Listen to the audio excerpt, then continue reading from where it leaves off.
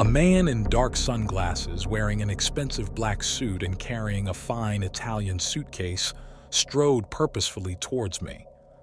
I could smell the Givenchy cologne radiating off of him before he reached me. The sun shone directly in my eyes as I stared at him, wondering where this would lead. "Hello, soldier," he said, shaking my hand with an iron grip. I saw his freshly cut hair and the slight bulge under his shoulder where he kept his pistol. The thought came rushing into my head, unbidden. Looks like a Fed. "Good afternoon, sir," I said, saluting him briskly. He swatted away the gesture. "You don't need to do that," he said. "In fact, you may be done saluting and polishing boots forever, soldier. I have a potential job offer for you if we could speak in private." "What's your name?" I asked. "Agent Stryker," he said, "and I already know yours, Sergeant Toads."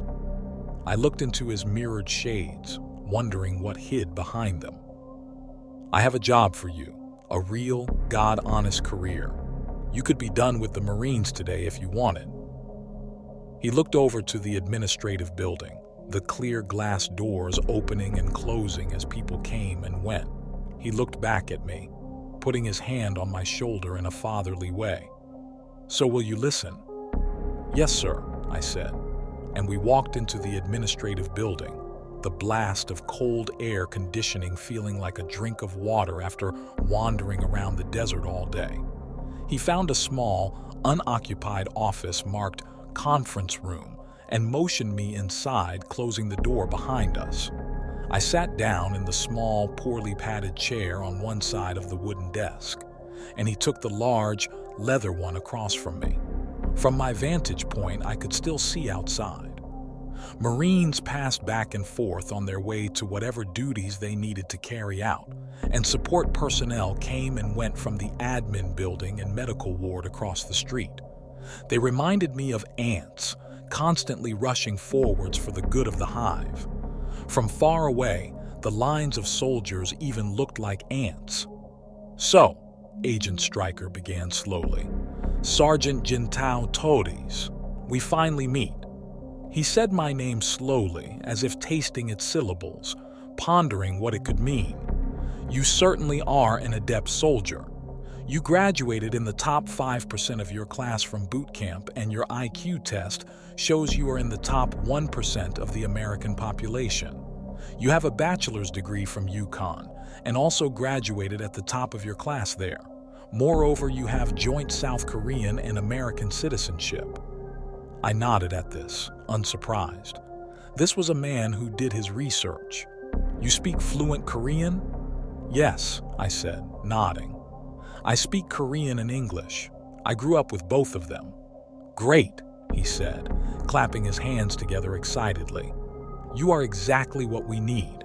I'm recruiting from the CIA, and we need someone experienced and competent, someone who speaks the language and understands the culture.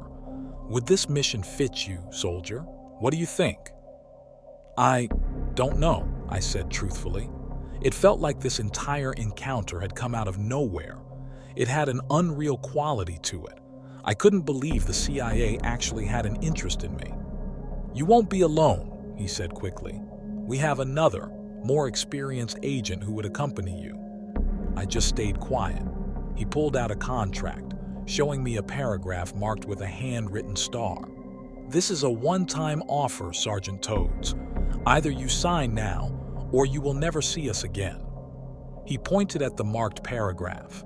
I grabbed the contract, spinning it around and quickly reading it. The section he had marked discussed compensation, $70,000 a year, plus hazard pay as well as potential bonuses for dangerous assignments. This was far more than my salary as a sergeant for the Marines, which was laughably small. "Okay, fine, I'm in," I said, smiling slightly. I shakily rose from my seat and he did the same, extending his hand. We shook, and suddenly the future seemed bright, exciting, even limitless. I had 18 months of training after that and then assumed the title of Agent Toads, an operations officer for the company. My new partner, a gruff man with a thick southern accent, didn't speak much or reveal anything about his past. For my first assignment, I was told to go to a small office on the topmost floor of the building. I walked in, seeing a man standing there next to the desk, a file in hand. I looked him up and down, seeing a muscular gym rat with blue eyes, a tanned complexion, and very dark hair. He didn't smile, his stony face just observing, seemingly seeing everything. In his black suit, standing 6'3", he made an imposing figure. "I'm Agent Toad, sir," I said, stepping forward to shake his hand. He quickly looked away, pretending not to notice it, and I put it down. "Yeah, I know who you are," he said.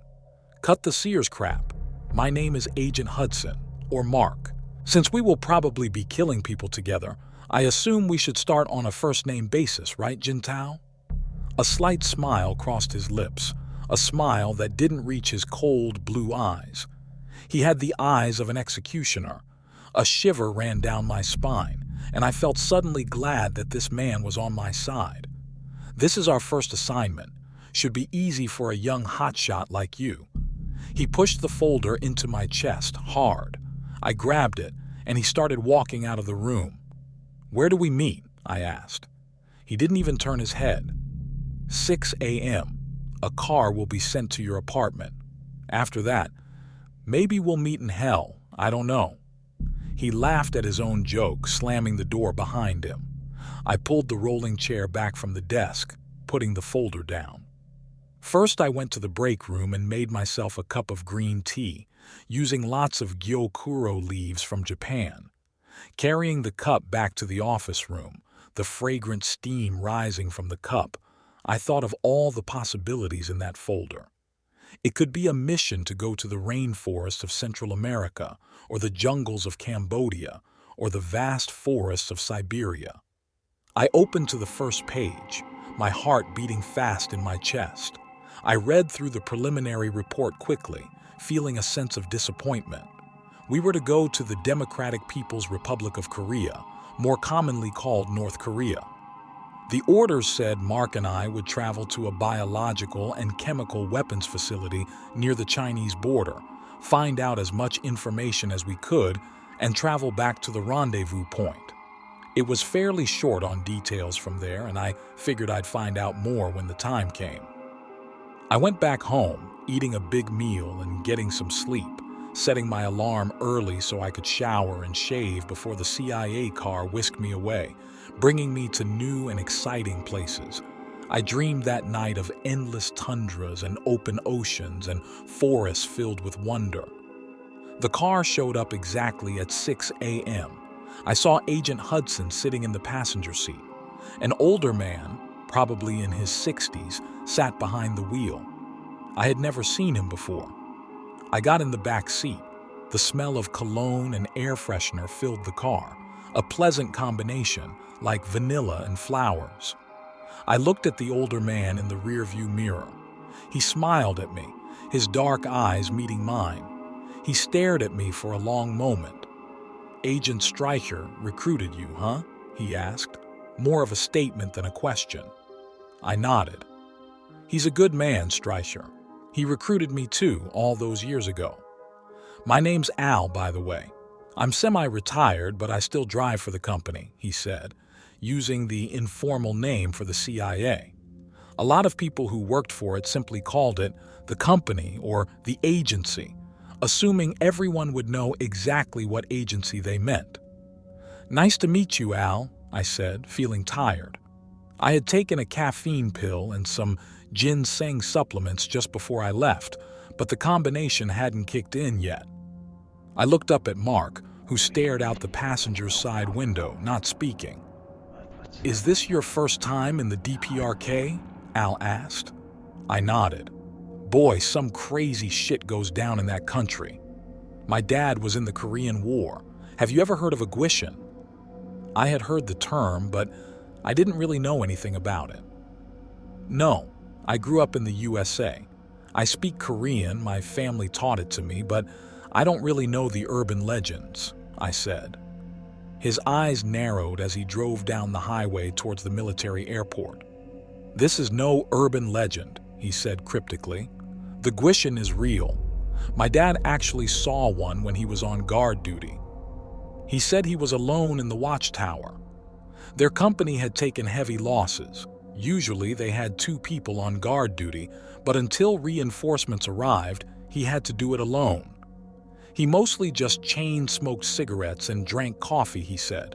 "Nothing ever really happened. Then one night, something finally did, and it wasn't North Korea behind it. He said he saw women walking out of the trees, each of them in a white funeral gown. They had stringy black hair covering their faces, and he couldn't see their eyes. He didn't even know how they saw to move forward. Their hair went all the way down past their chests, and they seemed, well, strange, inhuman even. He called out broken Korean, telling them this was a military outpost and they needed to turn around immediately. They just kept walking, going faster and faster now, their movements jerky and unnatural. He knew something was wrong and he called for backup, turned off the safety on his gun and started to aim. He called out again, telling them that he would be forced to fire if they didn't stop immediately. They started running towards the guard tower then, a dozen of them, and as they ran, the wind blew the hair back from their faces. He saw they had skulls beneath, grinning, bloody skulls with pieces of rotted flesh still hanging off. They were barefoot, and he saw the bones in their feet from where the skin and muscle had worn away. It was eerie how they jerked and limped at such superhuman speeds, he said. He opened fire, but they had reached the ladder of the guard tower. He shot a few, but they kept coming, twisting their bodies unnaturally, dark blood staining their white gowns a black color. He could see straight through some of them where the bullets had torn through their arms or legs, but they seemed to feel no pain. He started to pray, and he saw rotted, pale hands reaching up from the ladder to the guard tower. Without thinking, he jumped, a fairly long fall, he said, but he rolled and only ended up breaking 3 fingers and his arm and spraining his ankle. In immense pain, he tried to run as fast as he could, and then the reinforcements arrived. By the time they got to the tower, they found only trails of dark, clotted blood and some stringy black hair still on the deck, where my father had been. He stopped talking, taking the exit to the airport. The silence in the car seemed deafening. He pulled up to the gate, showing his identification. The security guard let the gate rise and radioed something from his post. Soon we were pulling up to the jet and Al was waving goodbye to Agent Hudson and me. "Good luck, new blood," he said to me, "and remember, my story wasn't some campfire bullshit. There actually are things in those woods and in that country that aren't normal, and with all their biological and chemical weapons research, it may be much, much worse now." With that, he put his window up, turning the car around and driving away, a blur of black trim and squealing tires shining under the hot summer sun. On the flight over to China, Agent Hudson and I discussed the plan. We would sneak in through the relatively porous Chinese-North Korean border at the exact time when the guards were being changed. We had about a 5-minute window where the departing guard would brief the arriving guard in the station watchtower before coming back out. Moreover, we would be armed with various weapons. In addition to the Glock 30 I always carried in my shoulder holster under my suit. On the plane, we had 2 Heckler & Koch HK 416 rifles, equipped with both fully automatic and semi-automatic switches. We had pre-filled magazines with dum-dums, special bullets that would expand on impact and create catastrophic tissue injuries in any enemies we encountered. In addition, we had grenades, lots of round blue M67s that would fragment and explode across an area 40 feet wide. And we had 2 very small guns with special needles filled with etorphine, a quick-acting opioid usually used to sedate elephants or large mammals that would instantly put down any normal human. We also had opioid antagonists so that the person wouldn't stop breathing after receiving etorphine.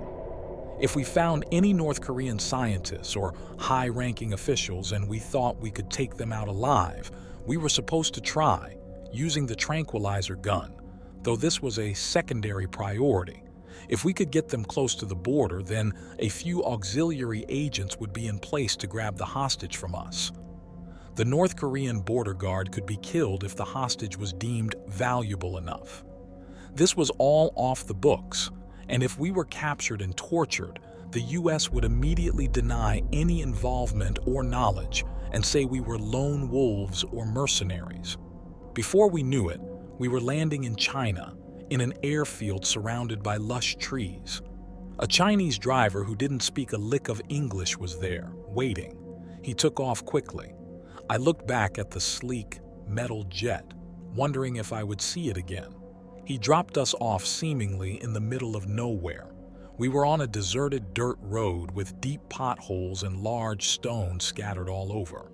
Next to us, a thick, dark green forest loomed, rising up into the mountains that stood like watching giants overhead. I knew somewhere in that mountain range, the border between China and North Korea stood, and then our mission and the killing would begin. Though this happened 2 months ago, I still remember the eerie sensation that crawled over me then, as if my intuition knew of the horrors I would encounter that day. We had changed into camouflage suits before leaving the plane. The patches on the cloth, shades of black, green, and dark green, were designed to match the flora in this region. Without hesitation, Agent Hudson began to tramp off in the woods, leaving the dirt trail behind. We didn't talk on the walk. He checked an electronic compass in his pocket, seemingly adept at reading the bizarre, constantly changing numbers on the screen. He would occasionally stop behind a tree, pull out the electronic compass, then slightly change paths again. Soon, I saw a small clearing with a watchtower up ahead. Looking to my left and right from our vantage point high on the mountains, I saw more watchtowers peeking up from the North Korean terrain. They went on as far as the eye could see, spaced out in the thick forest, their tops rising above the trees like snake heads rising out of a pit. "This is the crossing point," he whispered. "Be ready for anything." I nodded grimly, and we walked forward. I took out my binoculars and I saw the shape of a man on top of the tower. I was about to motion to Agent Hudson, but he had already seen it. He peered through his binoculars, frowning. "Should we cross if there's still someone up there?" I asked. I thought this was supposed to be the changing of the guard. He looked at me strangely. "Look again," he whispered. I took out my binoculars and really inspected the figure. Though in the dying light of the day, it was hard to make out details. But after 5 or 6 seconds, I had seen and realized enough. The man, wearing a North Korean military uniform, had been crucified against the watchtower, his eyes cut out and his skin peeled off. Someone must have skinned him alive and then put the uniform back on his mutilated body. We walked forward slowly, our HK 416 rifles raised. Soon we reached the watchtower and found no one around it. We walked slowly up the stairs, making as little noise as possible, expecting an ambush. I came to the top of the tower and found the man's corpse, with thick nails driven through his wrists and ankles. He hung from the wall around the topmost room of the tower, his head drooping. I saw letters written behind him in Korean, thick lines of black paint, and I looked and beheld a pale horse, and his name that sat on him was Death, and hell followed with him. "That's the Book of Revelation," Agent Hudson started to say, when the corpse twisted violently and inhaled. The muscles on its skinned body writhed as it pulled against the nails, sending thick gouts of blood streaming down from its body. Snapping its teeth, its lipless mouth opening and closing with loud clacking sounds, it tried to lunge at me. Instinctively, I backed away, but the nails, driven deep into the thick wood, had kept the corpse attached. "Oh God," I whispered, pulling out my pistol and pointing it at the head of the writhing body. "No," Agent Hudson said, his voice fierce and commanding. "Don't fire any guns unless necessary. The sound could draw attention. It could draw the whole damn North Korean military. Just leave it there.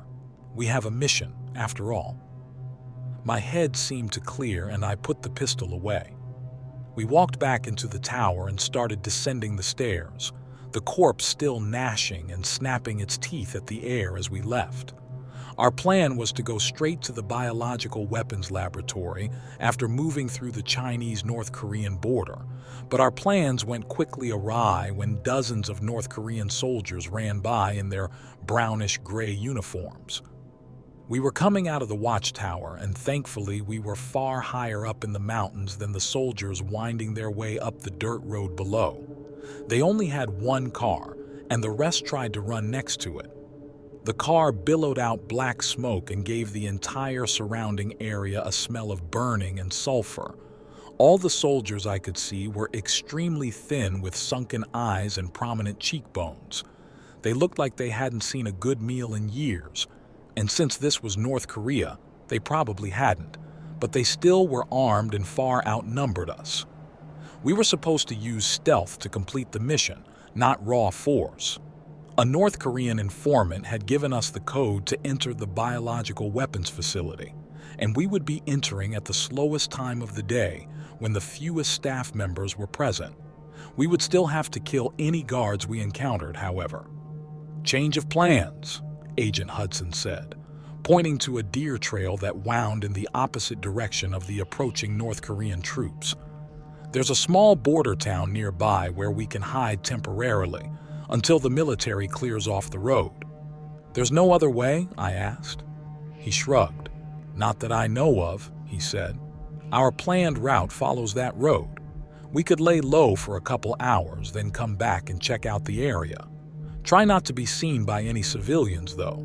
They're all spies for the regime. These people turn in their own neighbors for an extra bowl of rice. Hell, half of them are eating snakes and rats and grass just to survive. They probably earn $1,000 a year at most. They would bring us right to the torture chamber if they caught sight of us." "Yeah, I figured," I said. "So, are we just not going to talk about what we saw back there?" Agent Hudson stopped suddenly, giving me a severe look. His blue eyes looked me up and down coldly. "Okay, then talk about it," he said. The statement caught me off guard. I didn't know how to respond to it. "Well, I mean, you have more experience than me. I was wondering what you thought," I said. The trees around us rustled in the slight mountain breeze, the air smelling sweet and clean. I looked past Agent Hudson and could see for dozens of miles into the North Korean countryside. Quaint, small villages dotted the landscape, with dirt roads snaking their way through the thick trees. Far off in the distance, from the direction of the watchtower, we heard yelling, and from a different direction, dogs started barking. "Ah, shit," Agent Hudson said. "Let's pick up the pace. They have tracking dogs, I think. I don't know if they'll pick up our scent and follow us, or whether they'll catch the trail of whoever actually did that horrible crap, skinning the man alive and all that. But our trail is fresh, so I'm not liking our odds." He began to speed walk, pulling out the electronic compass and reading it as he went. From our view high up on the mountain, I could see a little town not far away. Agent Hudson did too, and he quickly pocketed the electronic compass. "Okay, I know where we are," he said. "Don't need that anymore." "So are you going to answer my question?" I asked. He walked fast beside me, breathing hard, a slight sheen of perspiration showing on his face. "I don't have an answer for you, Jintao," he said calmly. "Do you think I know everything strange and unusual we'll encounter just because I've been in this job a few years? But no, I don't know what's going on. I've never seen anything like that before, and I hope, for both our sakes, that we never see it again." "What do you think about what Al said about biological and chemical weapons?" I said. "Do you think maybe they tested out some new agent and it got out?" "I think the most likely answer is that the man we saw wasn't actually dead. He might have looked dead when we first got there, but I've seen lots of people who looked dead and weren't. Even being skinned alive, you can live for a while. Maybe he was in a stupor or a catatonic state from all the pain and shock he must have suffered. Maybe they gave that soldier some drug or chemical agent so he wouldn't feel pain, but it's not like we saw Lazarus rising out of the grave. In my book, all we saw was a dying, crazed man nailed to the wall. He stopped speaking, the dog sounding much closer now. We had almost made it to the village. It looked fairly empty, though I saw a feral-looking, extremely skinny cat skulking around a nearby residence. As we entered the town, I realized just how dilapidated and shoddy the small houses and huts here looked. The one on the edge of the forest with the cat in the yard literally had holes in the roof, and the windows were broken and covered over with paper. No power lines ran to any of the houses. I thought to myself how cold and miserable the winters must be here, without electricity or central heating. As if on cue, an old woman came hobbling out of the house, stooping down to pet the cat. She looked tiny, no more than 5 feet, and had an old-fashioned red satin dress covering her thin, shaking frame. She looked up at us with bleary eyes, the whites looking like yellow jelly. She had a hunchbacked look and took small, tottering steps as she leaned heavily on her wooden cane.